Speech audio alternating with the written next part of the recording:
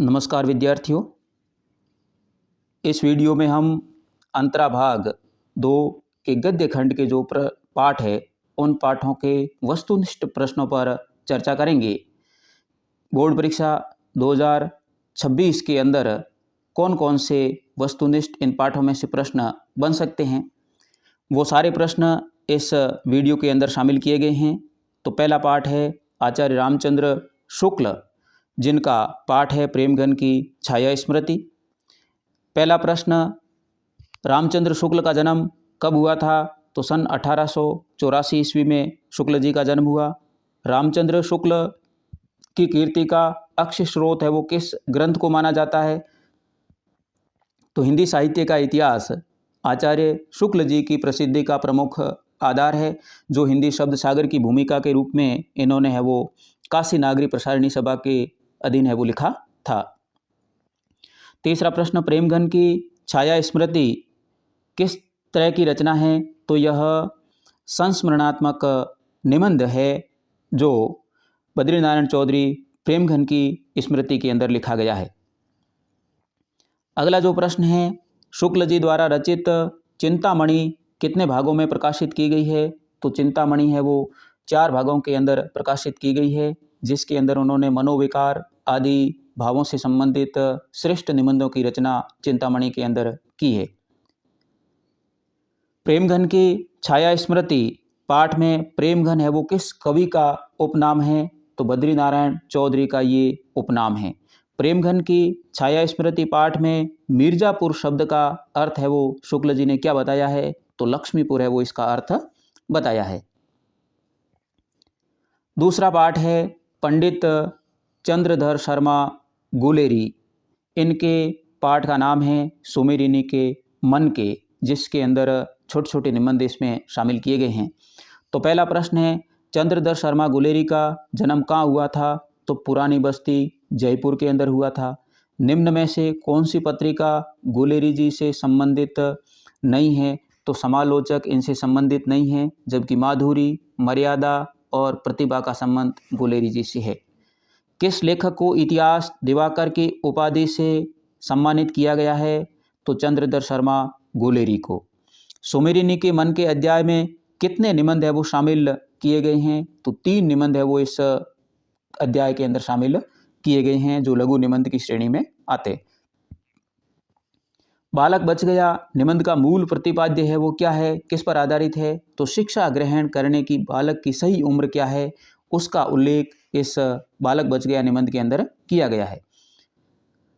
ढेले चुन लो निबंध में किस पर चोट की गई है, यानी किस पर व्यंग्य किया गया है? तो अंधविश्वासों पर व्यंग्य किया गया है कि विवाह पद्धति के लिए प्राचीन समय के अंदर किस प्रकार के अंधविश्वास है वो प्रचलित थे, उनका अच्छे ढंग से चित्रण है वो ढेले चुन लो निबंध में गुलेरी जी ने किया है। बालक बच गया निबंध में प्रधान अध्यापक के बच्चे की उम्र है वो कितनी थी? तो 8 वर्ष की उम्र थी उस बच्चे की। बालक बच गया निबंध में बालक ने है वो इनाम में क्या मांगा था? तो बच्चे ने बुजुर्ग व्यक्ति से इनाम के अंदर लड्डू है वो मांगा था, जबकि शिक्षकों ने ये आशा की थी कि बच्चा है वो कोई बहुत बड़ी पुस्तक है वो मांगेगा। अगला पाठ है जिसका नाम है फणीश्वरनाथ रेणु। ये हिंदी के आंचलिक कथाकार है और इनकी एक कहानी पाठ्यक्रम के में शामिल है जिसका नाम है संवदिया। तो इनके प्रश्नों की तरफ देखते हैं। फणीश्वरनाथ रेणु का जन्म है वो कब हुआ था? तो सन 1921 ईस्वी के अंदर हुआ था। फणीश्वरनाथ रेणु किस शैली के कहानीकार हैं? तो आंचलिक या ग्रामीण अंचल की शैली के कहानीकार है। निम्न में से कौन सा कहानी संग्रह फणीश्वरनाथ रेणु का नहीं है? तो भाग्य रेखा इनका नहीं है, जबकि ठुमरी, अगिनखोर, आदिम रात्रि की महक ये सभी रेणु जी के कहानी संग्रह है। निम्न में से कौन सा प्रसिद्ध उपन्यास रेणु का है? तो मेला आंचल रेणु जी का प्रसिद्ध उपन्यास है जो 1954 के अंदर इन्होंने लिखा था। संवदिया कहानी किस परिवेश की कहानी है? तो संवदिया कहानी ग्रामीण परिवेश की कहानी है। संवदिया कहानी में संवदिया का अर्थ क्या है? संवदिया का अर्थ है संवाद को ले जाने वाला व्यक्ति। संवदिया कहानी में संवदिया का है वो क्या नाम है? तो हरगोबिंद है वो संवदिया का नाम है जो संदेश ले जाने का कार्य करता है, और बड़ी बहुरिया के संवाद का उल्लेख इस पाठ के अंदर किया गया है। उधार का सौदा खाने में बड़ा मीठा लगता है, यह कथन किसने कहा था? तो यह कथन मोदियाइन ने कहा था बड़ी बहुरिया से। चुप रहे, मुँह झौंसे, निमोद छिए, यह कथन किसने और किससे कहा था? तो यह कथन मोदियाइन ने हरगोबिंद से है वो कहा था। अगला पाठ है जिसका नाम है भीष्म साहनी। भीष्म साहनी का जन्म कहाँ हुआ था? तो भीष्म साहनी का जन्म रावलपिंडी पाकिस्तान में हुआ। निम्न में से कौन सा कहानी संग्रह बालोपयोगी कहानियों से संबंधित है? तो भीष्म साहनी का लिखा हुआ गुलेल का खेल जो बालोपयोगी कहानियों से संबंधित है। भीष्म साहनी को किस उपन्यास पर साहित्य अकादमी पुरस्कार प्राप्त हुआ था? तो तमस पर इन्हें साहित्य अकादमी पुरस्कार प्राप्त हुआ।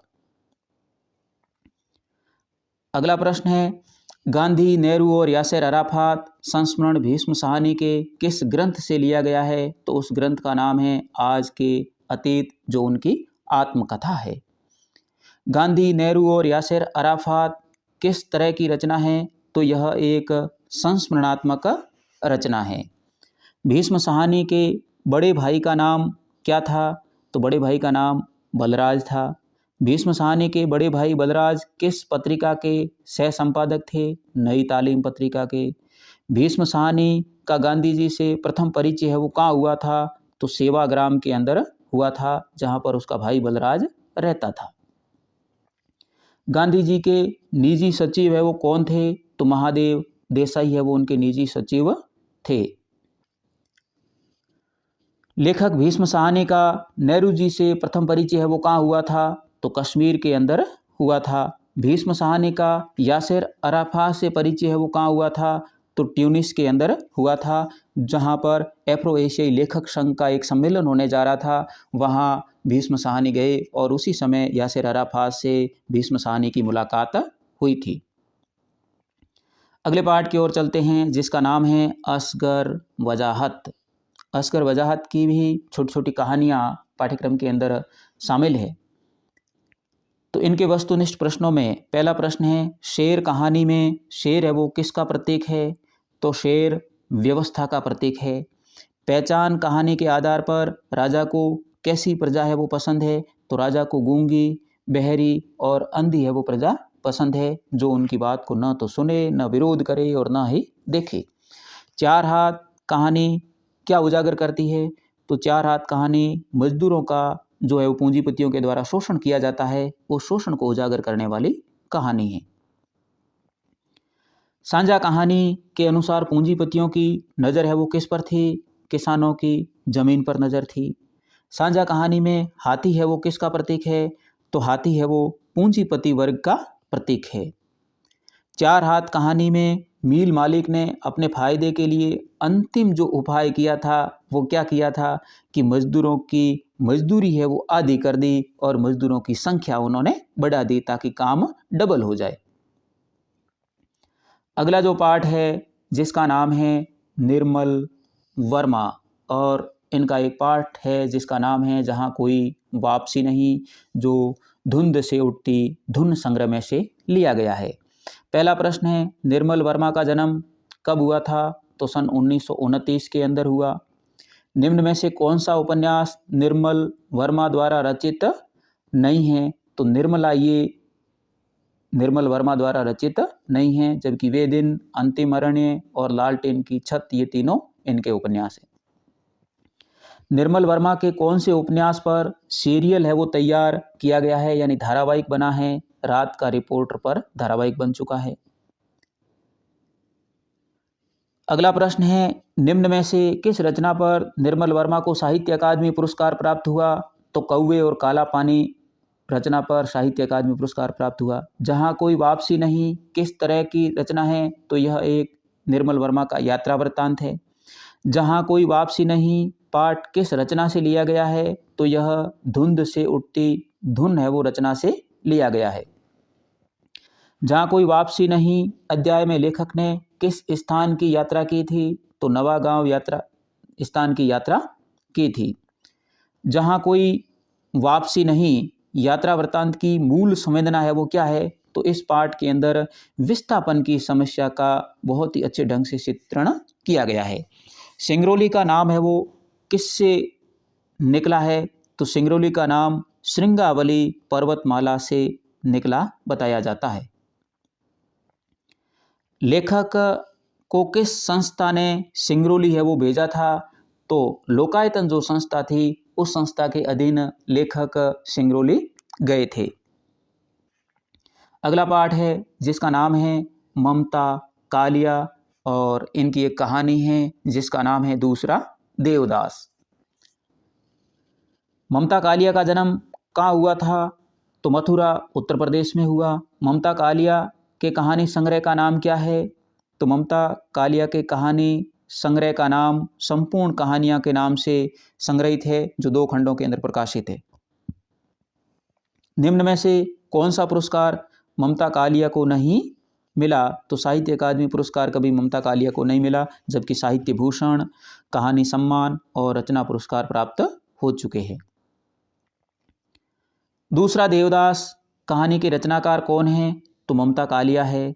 दूसरा देवदास कहानी में मन्नू की बुआ का नाम क्या है, पारो। दूसरा देवदास कहानी में लेखिका ने किस परिवेश को केंद्र में रखा है, तो हरिद्वार के परिवेश के अंदर यह कहानी लिखी गई है। गंगा पुत्र है वो किसको कहा गया है, तो गंगा नदी के अंदर जो आस्तिक लोग हैं वो दोने तेराते और उनको जो इकट्ठे करते हैं नदी के अंदर गोता लगा करके, जो गोताखोर है उनको गंगा पुत्र कह करके पुकारा गया है। दूसरा देवदास कहानी के नायक कौन है, तो नायक है वो संभव है और नायिका पारो है। दूसरा देवदास कहानी में ब्यालू का क्या अर्थ है, जो शाम का भोजन होता है उसको ब्यालू कहा जाता है। मन्नू घर नहीं चलना क्या, यह कथन है वो किसका है, तो यह कथन पारो का है। अगला पाठ देखते हैं, पाठ का नाम है हजारी प्रसाद द्विवेदी और इनका एक निबंध है जिसका नाम है कोटज। हजारी प्रसाद द्विवेदी का जन्म है वो कब हुआ था, द्विवेदी जी का जन्म सन 1907 ईस्वी में हुआ। किस रचना पर हजारी प्रसाद द्विवेदी को साहित्य अकादमी पुरस्कार मिला था, तो आलोक पर्व पर। भारत सरकार द्वारा हजारी प्रसाद द्विवेदी को किस पुरस्कार से सम्मानित किया गया है, तो पद्म भूषण जो नागरिक पुरस्कार है ये भी हजारी प्रसाद द्विवेदी को प्राप्त हो चुका है। अगला जो प्रश्न है, कोटज निबंध में कोटज का क्या अर्थ है, तो कोटज एक जंगली पौधा है, पहाड़ी इलाके में शिवालिक की पहाड़ियों में पाया जाने वाला। कोटज का प्रतीकात्मक अर्थ है वो क्या है, तो कोटज का प्रतीकात्मक अर्थ अपराजय जीवनी शक्ति है, आत्मविश्वासी है, स्वावलंबी है, यानी उपयुक्त सभी, ये सभी है वो इसके प्रतीक का अर्थ है। हजारी प्रसाद द्विवेदी ग्रंथावली कितने भागों में संकलित है, तो यह कुल 11 भागों के अंदर संकलित है। निम्न में से कौन सी रचना द्विवेदी जी का निबंध संकलन नहीं है, तो अनाम दास का पोथा ये इनकी नहीं है, जबकि आलोक पर्व, अशोक के फूल और कोटज ये सभी इनकी रचना है। कोटज निबंध में प्रयुक्त स्तबक का अर्थ है वो क्या है, तो स्तबक का अर्थ है फूलों का गुच्छा। अगला प्रश्न, कोटज निबंध में द्विवेदी जी ने गाड़े का साथी है वो किसे कहा है, तो गाड़े का साथी कोटज को कहा है। अब इस पाठ्यपुस्तक के दोनों भागों के जो वस्तुनिष्ठ प्रश्न हैं वो समाप्त हुए और इसके बाद जो अंतराल किताब है उसके प्रश्न अगले वीडियो के अंदर दिए जाएंगे। तब तक के लिए धन्यवाद।